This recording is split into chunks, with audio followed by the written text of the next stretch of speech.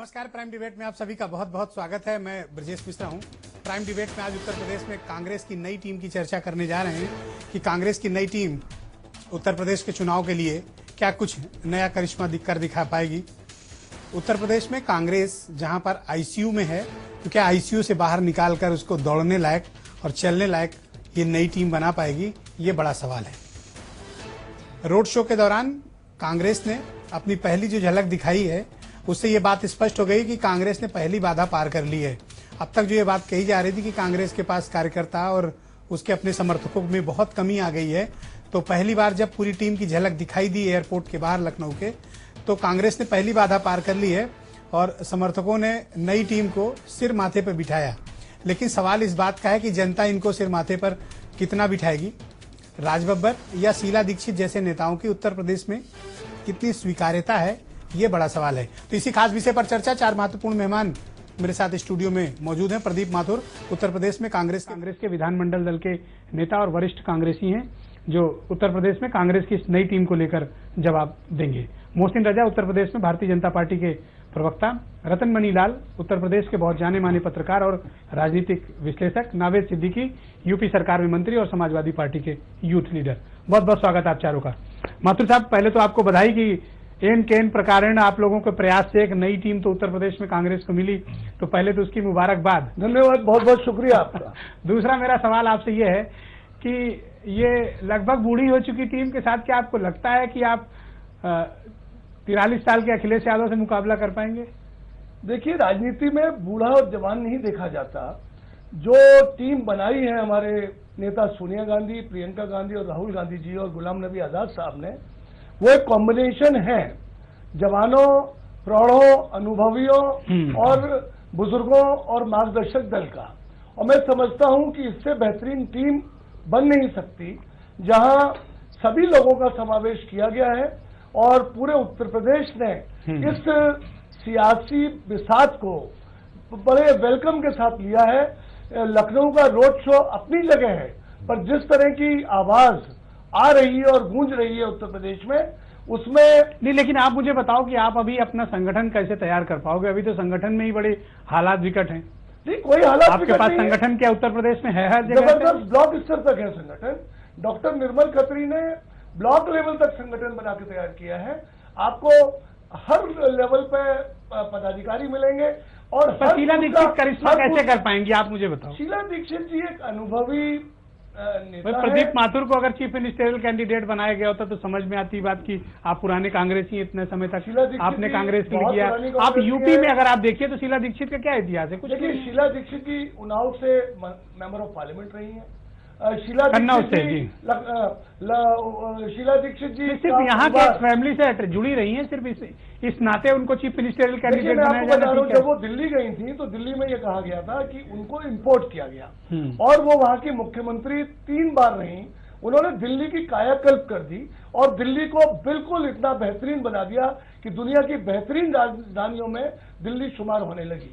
तो उनका करिश्मा, विकास के नाम को लेके जो सब लोग एजेंडा लेके चल रहे हैं, उन्होंने इन 3 टर्मों में दिल्ली में करके दिखाया और उत्तर प्रदेश में हमने उनको as a chief minister Mohsin Raza, अब कांग्रेस ने अपनी जितनी क्षमता के हिसाब से उनके पास बेस्ट अवेलेबल टीम थी उत्तर प्रदेश के लिए, वो उन्होंने उतार दी।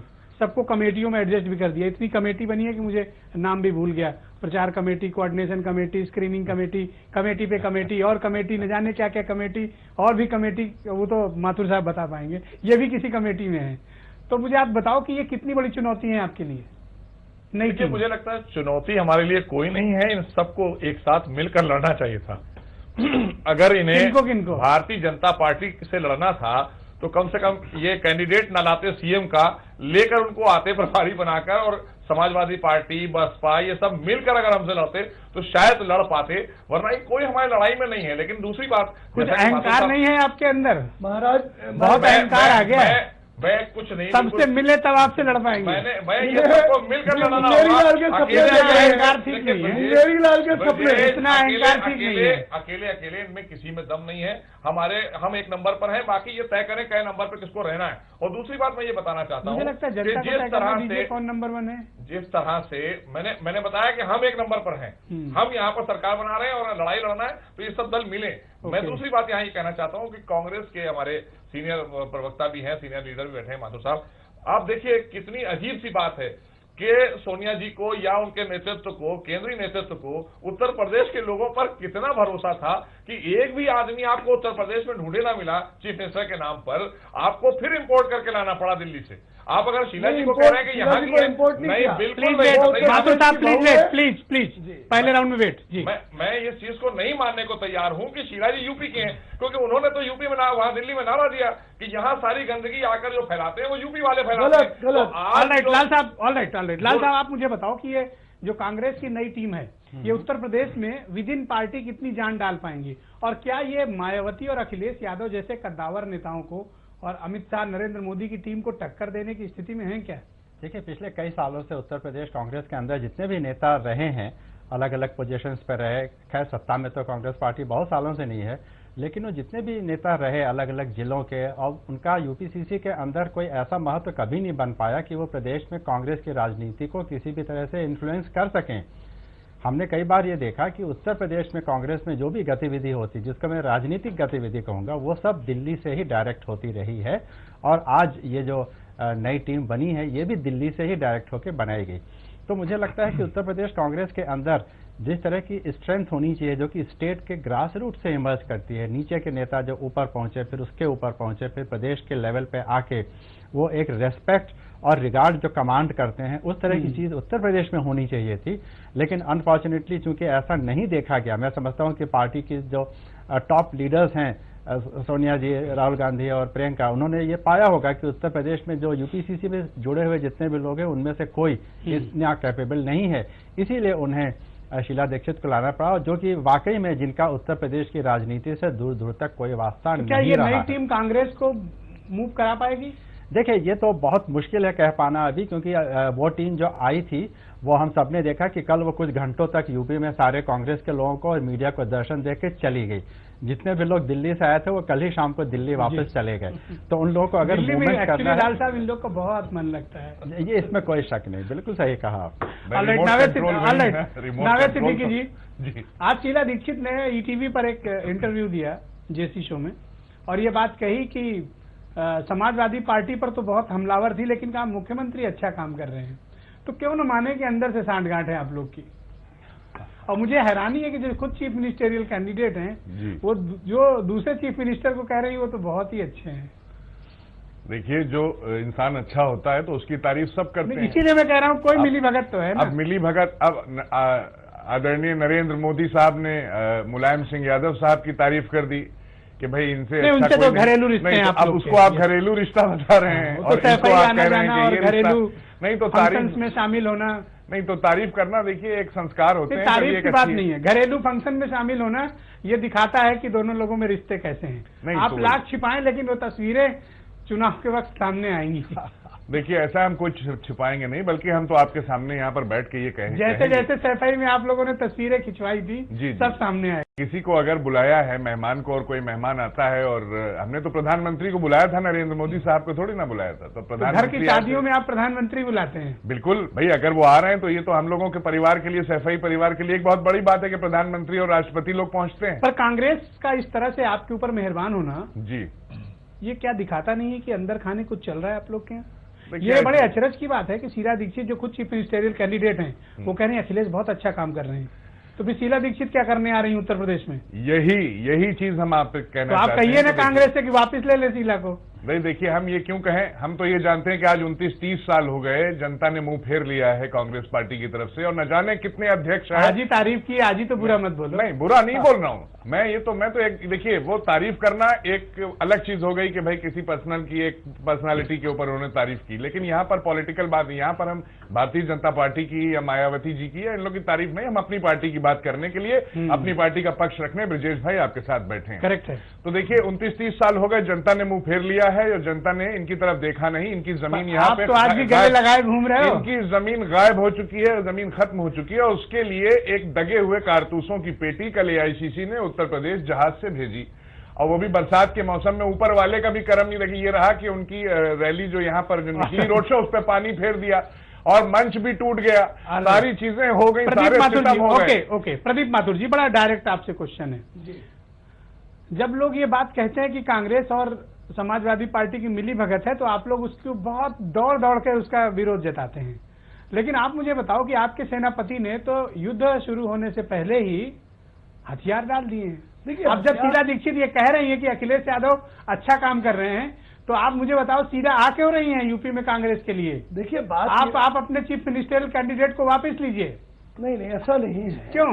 अभी अगर अखिलेश अच्छा कर रहे हैं और वो स्वीकार कर रही हैं, तो वाई सी इज कमिंग। आशीर्वाद देने आई है भाई, सीनियर आशीर्वाद सिटीजन दें है, और वापिस जाएं। सीनियर सिटीजन है, और यहाँ सीनियर सिटीजन के बीच और युवाओं के बीच ये एक अच्छा चलेगा प्लीज मामला। माथुर साहब को बोलने दीजिए। ये चुनाव शुरू होने से पहले ही सरेंडर में मानता हूँ। सम्मानित विदेश जी, ये सरेंडर नहीं है, जैसा अभी नावेद साहब ने अभी कहा, तो ये एक तरह का system of working in society है। कोई अच्छा काम करता है तो उसकी तारीफ करना कोई गुनाह नहीं है। तो और एक चांस और दीजिए ना। नहीं, सरेंडर करने की बात नहीं है। अभी जंग शुरू नहीं हुई है। अभी तो हमारी टीम कल आई थी, कल आप और उसका आपने के साथ आए थे। इन्होंने कबूल कर लिया कोई जंग शुरू नहीं हुई है। हमारी लड़ाई बिसातें बिछा दी गई हैं और शतरंज के बोर्ड पे हमने हमारी सेनाएं टेक ओवर कर रही हैं। और जैसे ही जंग तो आपका मुकाबला यूपी में किससे है? समाजवादी पार्टी से? देखिए, हमारा मुकाबला किसी से नहीं है और हम सबको पटकनी देंगे। और हम बता देना चाहते हैं, अरे इतने कमजोर नहीं है, हमने शासन और सत्ता चलाई है। नहीं, आप बुरा मत मानो, और हम लोग सत्ता में रहे हैं। भाई सारे सीनियर सिटीजन हैं, जो पार्टीज है जो कुकुर मुद्दे हैं, और बड़ी खुशी की बात है कि इन्होंने प्रदेश को मिलकर लूटा है। लूट तंत्र के खिलाफ और कानून व्यवस्था के खिलाफ हमारी जंग लड़ी जाएगी। प्लीज मोहसिन रजा, शीला दीक्षित का ये बयान कि अखिलेश यादव बहुत अच्छे हैं, तो क्या अभी भी लगता है कि कांग्रेस समाजवादी पार्टी से लड़ पाएगी? ये अगर सरेंडर नहीं है तो पॉलिटिक्स में फिर सरेंडर किसको कहते हैं? मुझे थोड़ा सा मेरा ही ज्ञानवर्धन कीजिए। देखिए, जैसा भी बड़ी अच्छी व्याख्या कर रहे थे नावेद जी, आपने कहा अभी ज्यादा दिन नहीं हुए हैं, 2 साल पहले तक तो गले मिलकर आए हैं भाई। आपने देखा किस तरह से नहीं भी पूछ रहे थे तो दिल्ली में, तो अमर सिंह साहब उस वक्त कैसे लेकर अपने सांसदों को खड़े थे वहां पर, वो डिनर में बुलाया भी नहीं गया और वापस भेज दिया गया वहां से। कितनी शर्म की बात है, लेकिन फिर भी चलिए, दोस्ती रही है, उससे इनकार नहीं किया जा सकता। शायद उसी दोस्ती को फिर से बढ़ाने की कोशिश हुई, इसलिए शीला जी को यहाँ भेजा गया है। कोई है मामला उसमें जरूर, लेकिन जितनी बात अभी जैसे नावेद जी कह रहे थे कि जो अच्छे होते हैं उनकी तारीफ सब करते हैं, मोदी जी ने तारीफ की, तो भैया आपके मुखिया ने जब आपकी पार्टी की मीटिंग में आप लोगों की धज्जियां उड़ाई, कार्यकर्ताओं की धज्जियां उड़ाई, उस पर भी तो कुछ बोला कीजिए कि भैया चोरी ना करो, डाका ना डालो। इतनी सलाहियत तो है, इतनी सलाहियत तो है ब्रजेश भाई कि कम से कम मीडिया के सामने आके आप अपनी बारी पे बोलिए, अपनी बारी पे है कि हम तो तसल्ली से बोलिएगा। सम्मानित नेता है, उनका सम्मान करते हैं, लेकिन कम से कम वो अगर आपको इस तरह से कह रहे हैं तो कम से कम थोड़ी लाल साहब, अगर ये पॉलिटिकल सरेंडर नहीं है शीला दीक्षित का स्टेटमेंट, तो क्या है? आप बताओ, आप तो बहुत सीनियर जर्नलिस्ट हो, बहुत से चुनाव देख चुके होंगे, हम लोग तो अभी देखना शुरू कर रहे हैं। अगर ये सरेंडर नहीं है तो क्या है? देखिए, इसमें कोई शक नहीं है कि जब किसी भी प्रदेश में चुनाव होते हैं तो जो पार्टी सत्ता में है, सारी अन्य पार्टियां उसी पार्टी के खिलाफ चुनाव लड़ती हैं, क्योंकि बाकी सभी पार्टियां सत्ता की अगली दावेदार के तौर पे अपने को पेश करना चाहते हैं। लेकिन अगर उन दावेदार पार्टियों में से कोई एक, दो या सभी ये कहने लगे कि पिछले मुख्यमंत्री बहुत अच्छा काम कर रहे हैं, तो निश्चित तौर पे ये तो क्लियर सिग्नल है, इंडिकेशन है कि मुख्यमंत्री बहुत अच्छा काम कर रहे हैं, लेकिन चूंकि चुनाव होने हैं इसलिए हम चुनाव लड़ रहे हैं। तो ये तो उसी तरह की बात हो गई कि आपसे हमारी कोई दुश्मनी नहीं है, लेकिन चुनाव चूंकि हो रहे हैं, हमें भी चुनाव लड़ना ही है, इसीलिए हमने किसी को भेज कांग्रेस सीरियस है या नॉन सीरियस है यूपी के चुनाव को लेकर? तो इससे कांग्रेस की बहुत ज्यादा नॉन सीरियसनेस सामने आती है। मुझे बड़ा आश्चर्य होता है ये देख के कि कम से कम आज की तारीख में जब चुनाव लड़ने के लिए मुद्दों की कमी नहीं है, देखिए किसी भी सरकार के खिलाफ एंटी इनकम्बेंसी का माहौल बनता है और बनाया जा सकता है, तो बजाय उस माहौल को बनाने के अगर कांग्रेस पार्टी लगातार ये कहते रहे कि उन्हें अखिलेश यादव से शिकायत नहीं है, वो बहुत अच्छा काम कर रहे हैं, बहुत अच्छे मुख्यमंत्री हैं, तो इसका मतलब कि वो पार्टी यानी कि कांग्रेस एंटी इनकम्बेंसी को कहीं रिकॉग्नाइज नहीं कर रही है, वो ये स्वीकार नहीं कर रही है कि सरकार के खिलाफ असंतोष है। अगर संतोष नहीं है तो वो पार्टी नहीं, मैं तो चुनाव इस लड़ी मामले क्यों पे रहेगी? बीजेपी को अप्रिशिएट करता हूं कि ये नेताजी के घर में बैठकर खाना भी खाते हैं और मंच सजा के उनको बुरा बुरा भी बोलते जी हैं। बिल्कुल, मतलब ये तो कमाल के लोग हैं। राजनीति में जो इस तरह के पता नहीं संबंध कांग्रेस हैं, इनसे कब सीखेगी।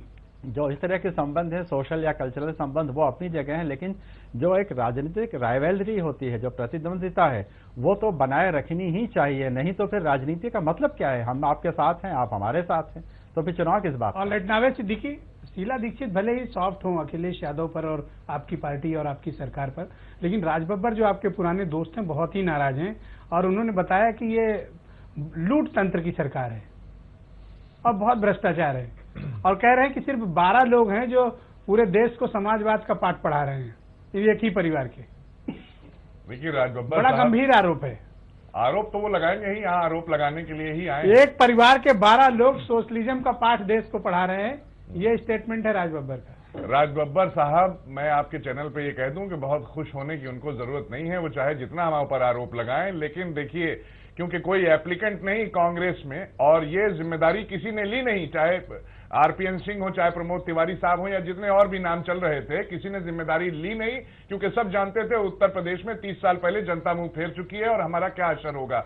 ये एक कलाकार बैकग्राउंड से आए थे, इसलिए इनको बलि का बकरा बनाया गया है और सोनिया जी भी जानती थी बलि का बकरा बनाओ क्योंकि बकरीद करीब आ रही है और एक समुदाय को खुश करने के लिए गुलाम नबी आजाद भी आ गए, ये भी आ गए। और बताइए इनके जो ताल्लुकात हैं, जो ससुराली ताल्लुकात हैं, वो भी नादरा बब्बर की तरफ से है, तो वो मैं उसमें नहीं जाना चाहता। आप लोग इतना बौखलाए क्यों हैं आप? हम बौखलाए देखिए, इनके पास मुस्लिम भी है, इनके पास ब्राह्मण भी है, नहीं, इनके पास राज बब्बर ओबीसी है, वो भी हैं, इनके सब कोई तो है इनके यहाँ। तो आप क्यों परेशान हो इतना? हम बिल्कुल संजय सिंह राजपूत हैं, वो प्रचार समिति के मुखिया हैं। देखिए, तो इन्होंने तो बढ़िया गुलदस्ता बनाया है जातियों का।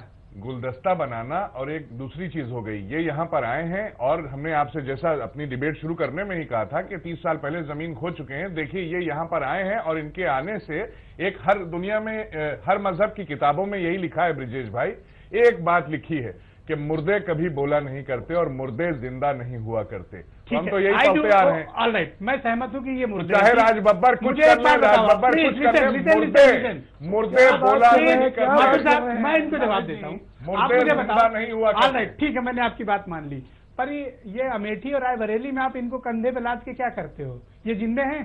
देखिए हम किसी को लाद के नहीं कहीं कुछ क्यों? करते हैं, लेकिन एक ऐसा है कहीं पे चुनाव नहीं लड़ाते हो इन दोनों जगहों पे? नेताजी से सम्मान करना राजनीति में, हर चीज राजनीति नहीं। नेताजी से देखिए कि एक लीडर तो ही है, कद्दावर शख्सियत है, साथ में एक ग्रेट लीडर है। और एक आपको नावेद जो सूट करे वो शिष्टाचार है, नहीं, बाकी सब पॉलिटिक्स है। आपने हमको कहा था वक्त देंगे, मैं एक वक्त और आपने बहुत टाइम ले लिया। अरे बहुत टाइम ले लिया। मैं इनकी एक बात का जवाब दे दूं। मोहसिन साहब ने कहा था कि नेताजी आपको फटकार लगाते हैं, पूरे कार्यकर्ताओं को फटकार लगाते हैं हर महफिल में। तो ये बताइए कम से कम इतना हौसला और इतना करश तो नेताजी में है। मोदी साहब तो अब जितने भी, चाहे योगी आदित्यनाथ हो, चाहे साक्षी महाराज हो, उनकी हिम्मत नहीं अपने सांसद को बोलने में। लगाम मोदी साहब के हाथ में लगाम नहीं, नेताजी में करज है। प्लीज माथुर साहब, समाजवादी पार्टी तो आपको सीरियस लेने को ही तैयार नहीं है और ये तो क्या क्या बोल रहे हैं के शिकार है। आपको तो मुर्दों की पार्टी बता रहे हैं। ये बड़ी गलतफहमी के शिकार है। इन्हें मुर्दे बोला नहीं करते। इन्हें अभी अंदाज हो जाएगा कुछ दिनों बाद, ये तो बड़ी गंभीर बात हम जिंदा है या ये मुर्दा है, और इन्हें एहसास हो जाएगा। वही सहानुभूति आपके साथ है। सहानुभूति की कोई बात नहीं है। जिस तरह की टीम सोनिया जी, राहुल जी और प्रियंका जी ने, ये बौखलाए क्यों है? आप हम क्या बौखला रहे हैं? ये तो बौखला रहे हैं, ये खिसियानी बिल्ली खम्बा नोचे। देखिए क्या नहीं किया। गुलाम नबी आजाद साहब, राज बब्बर साहब, शीला दीक्षित जी, डॉक्टर संजय सिंह जी, प्रमोद तिवारी जी, जतिन प्रसाद जी, आरपीएन सिंह जी और मोस्ट बैकवर्ड में गयादीन अनुरागी जी और आपके राजा रामपाल जी। वही तो मैं कहता हूं कि आपसे बड़ा कास्ट पॉलिटिक्स करने वाला कोई नहीं है। संघर्षों की कांग्रेस से बड़ी एक कास्ट पॉलिटिक्स वाली कोई दल नहीं है कि ये लोग घबरा गए, ये लोग विचलित हो गए और पर्दाफाश हो जाएगा, लोगों की वापसी होगी और कांग्रेस सत्ता में वापस आएगी। और जहां तक शीला जी का स्टेटमेंट आप अखबारों में पढ़िए, उन्होंने कहा है कि विकास का मॉडल दिल्ली का मॉडल होगा, उत्तर प्रदेश में विकास नहीं हुआ है। मोहसिन, कांग्रेस और समाजवादी पार्टी में ये नूरा कुश्ती है। बीजेपी की कलई प्लीज जो है विकास देखने के लिए मोदी जी के नारे प्लीज 73 एमपीओ ने बैंड बजा दिए उत्तर प्रदेश के। ये दंगा पार्टी है और उत्तर प्रदेश में प्लीज सब्र कीजिए, आप बहुत सीनियर आदमी है, प्लीज। मोहसिन, क्या ये नूरा कुश्ती है कांग्रेस और समाजवादी पार्टी की? आपस में एक दूसरे पे गुस्सा करके दिखा रहे हैं, और शीला जो इनकी प्रधान सेनापति वो सरेंडर है। बिल्कुल भी। देखिए, सबसे बड़ी बात यह है, अभी बहुत सारे अखिलेश यादव अच्छा काम कर रहे हैं। अभी माथुर अगर अच्छा कर रहे हैं तो दूसरा मौका दो उनको। अभी माथुर साहब देखिए, मोदी साहब तारीफ कर रहे हैं, शीला जी कर रही हैं, सब कर रहे हैं। Naved please please please please please. जिस तरह से शीला जी को सीएम डिक्लेयर किया और इतने नाम अभी गिनाए माथुर साहब ने, कितने नाम ले डाले, एक नाम भी इस लायक नहीं था कि जिसको उत्तर प्रदेश का सीएम के लिए डिक्लेयर कर सकती। आपके पेट में क्यों दर्द हो रहा है? नहीं, हमें एक बात कह रहा हूँ कि आप पेट में दर्द आप ये देखिए, और ये आपको कैसा चुभ रहा है? ये पुरानी दोस्ती निभाने हैं समाजवादी के